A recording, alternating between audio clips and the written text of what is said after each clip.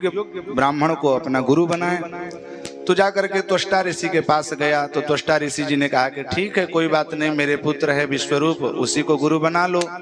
विश्वरूप को गुरु बनाया गया। विश्वरूप जी के गुरु तो बना दिया, उनके 2-3 सिर थे। एक दिन इंद्र को बैठा करके यज्ञ आहुति कर रहे थे।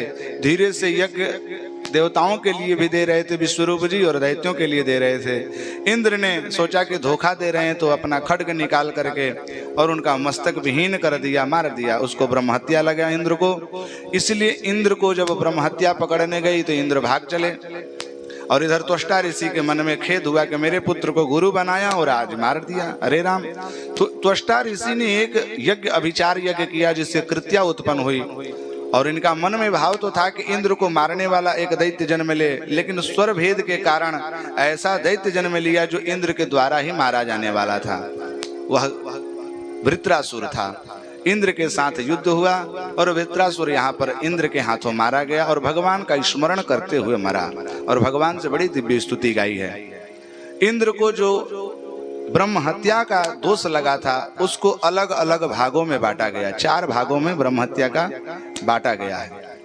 एक तो ऊसर भूमि में, एक जल के बुदबुदे में, एक पेड़ के गोंद में, और एक नारी के रजो धर्म के रूप में। इसीलिए जब स्त्रियां जो रजस्वला हो जाती हैं तो उनको अशुद्ध माना गया है, क्योंकि उनको इंद्र की ब्रह्म हत्या का भाग लगा है, दोष लगा है। दोष लगा नहीं है, वो स्त्रियां जितनी थी जो माँ हैं, वो दोष को स्वीकार की हैं। इंद्र कहीं मुंह दिखाने लायक नहीं था। तुम सब माँ ने कहा कोई बात नहीं, तुम भी पुत्र ही हो, तो वह दोष हम स्वीकार कर लेते हैं। ऐसे धन्य है माँ। रजस्वला युक्त जब होती हैं तो अशुद्धिर अवस्था में जाती हैं।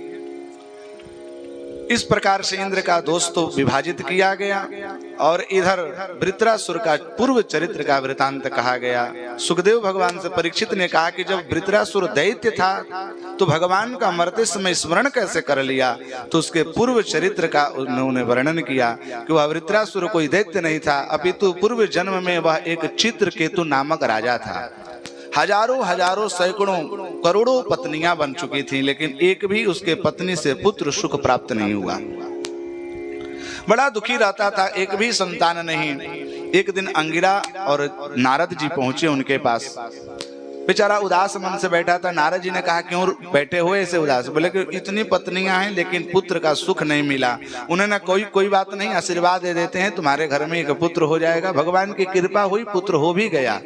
लेकिन जिस पत्नी के गर्भ से पुत्र हुआ था, उस पत्नी में इनकी मन ज्यादा आसक्त कर लिया, आसक्ति हो गई। और जितनी पत्नियां थी वो सब धीरे धीरे ईर्ष्या करने लगी उस स्त्री से।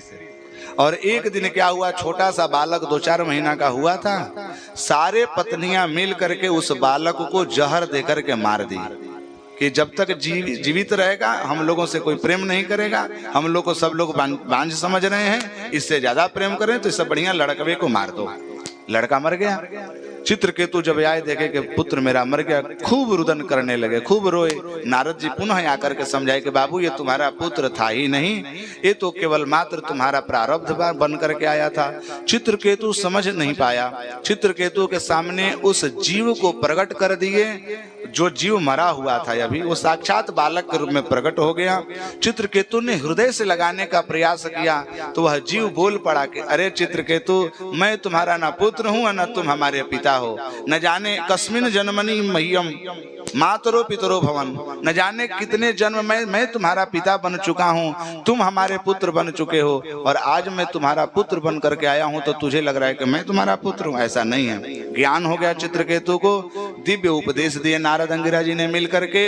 वह विद्याधर बन चुका, वह आकाश में चलने लगा। एक दिन मैया पार्वती और शंकर जी को एकांत में बैठा देख करके उसके मन में विकृति आ गई और शंकर जी के पास जाकर के बड़ा उटपटांग करने लगा। अरे राम, आप साक्षात धर्म के गुरु हैं और आप इस तरह से आप कामी भाव के रूप में बैठे हैं। मैया पार्वती ने श्राप दे दिया, अरे जा, तेरी राक्षस की बुद्धि है, इसलिए तू अगले जन्म में राक्षस बन जाएगा, दैत्य बन जाएगा।